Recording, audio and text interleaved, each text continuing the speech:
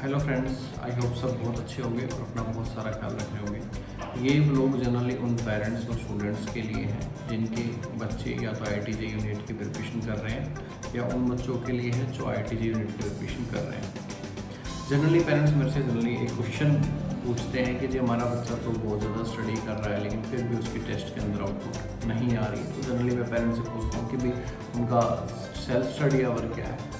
तो जनरली वो बोलते हैं कि भाई बच्चा तो स्कूल में भी सर काफ़ी पढ़ रहा है, तो 6 घंटे यहाँ पढ़ता है, इसके बाद जाके they are taking online classes और ऑनलाइन क्लासेस से फ्री होने के बाद they are taking offline tuition also.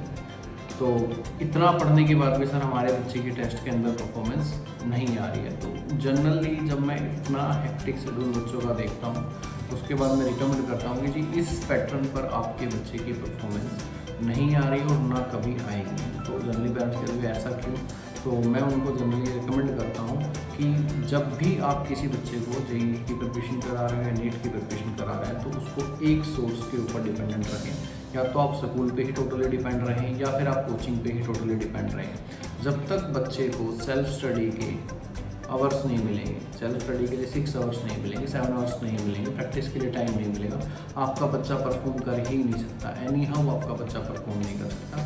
चाहिए आप उसको कितनी ही ट्यूशन दिला लो, चाहिए आप कितने ही उसको ऑनलाइन कोर्सेज दिलवा दो, XYZ किसी भी इंस्टीट्यूट के आप दिलवा लो, आपके बच्चे की प्रोडक्टिविटी एनहेंस हो ही नहीं सकती। प्रोडक्टिविटी को एनहेंस करने का ओनली एक ही रास्ता है, वो सिर्फ है प्रैक्टिस।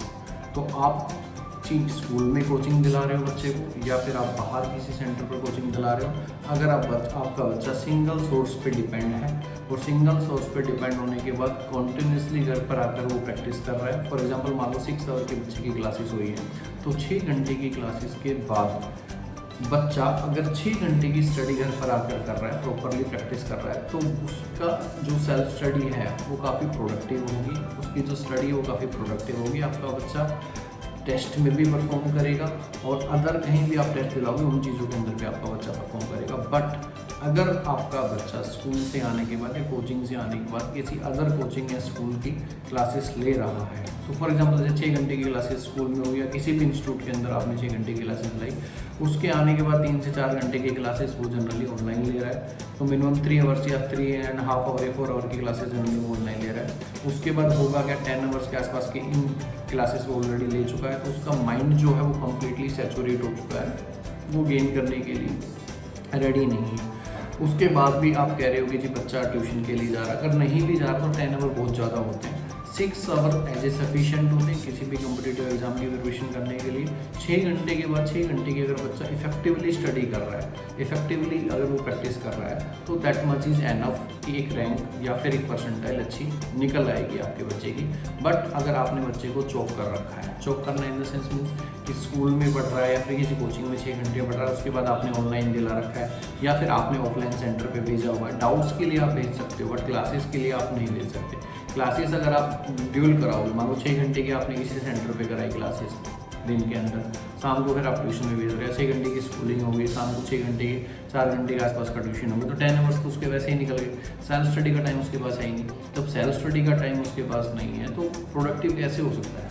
डेफिनेटली उसका प्रोडक्टिव रिजल्ट नहीं आएगा। चाहे आप एलन की टेस्ट सीरीज दिला लो या आप चाहिए रेजोनेंस के दिला लो, XYZ मतलब यारा बाईजू दिला लो, आकाश दिला लो, फिर दिला लो, किसी की भी टेस्ट सीरीज दिला लो, आपके बच्चे की प्रोडक्टिविटी एनहेंस नहीं हो सकती। तो सिंपल सा तरीका है एक ही गोल को अचीव करने का कि एक टारगेट आप सेट करो, सिंगल सोर्स पे आपका बच्चा डिपेंड रहे, सेल्फ स्टडी के ऊपर ज़्यादा से ज़्यादा फोकस करे। वो जितना ज़्यादा सेल्फ स्टडी पे फोकस करेगा उतनी ही उसकी प्रोडक्टिविटी क्या होगी, एनहेंस होगी। तो मैं रिकमेंड करता हूँ कि बच्चा 6 घंटे की क्लासेस कहीं भी अटेंड करे, उसके बाद घर आए, रेस्ट करे, 6 घंटे के आसपास 2 घंटे पर सब्जेक्ट को दे, at least minimum 2 hours for one subject. For example physics है, केमिस्ट्री, मैथ है या फिर बायो है, मिनिमम 2 आवर की सेल्फ स्टडी होगी। 12-13 घंटे की सेल्फ स्टडी होगी। ऐसा कोई एग्ज़ाम है ही नहीं जो निकल नहीं सकता अगर उसने इफेक्टिवली उस चीज़ को स्टडी किया है। तो मेरा रिकमेंडेशन यही है। तो जिनके भी बच्चे IIT JEE या नीट की प्रिपरेशन कर रहे हैं या कोई बच्चा IIT JEE नीट की प्रिपरेशन कर रहा है, तो सिंपल सा तात्पर्य बेटा कि सबसे पहले एक सिंगल सोर्स पे डिपेंड हो जाओ। सेकंड पॉइंट, ऑनलाइन क्लासेस पे अगर आप ले रहे हो सिर्फ उन सब्जेक्ट की आप गेन करो जिन सब्जेक्ट के अंदर आपको दिक्कत है। मैक्सिमम टाइम सेल्फ स्टडी के ऊपर लगाओ, प्रैक्टिस पे लगाओ अगर आपको अपनी प्रोडक्टिविटी को इंक्रीज करना है। तो ये जनरली व्लॉग उन बच्चों के लिए था। Thank you so much, have a nice day.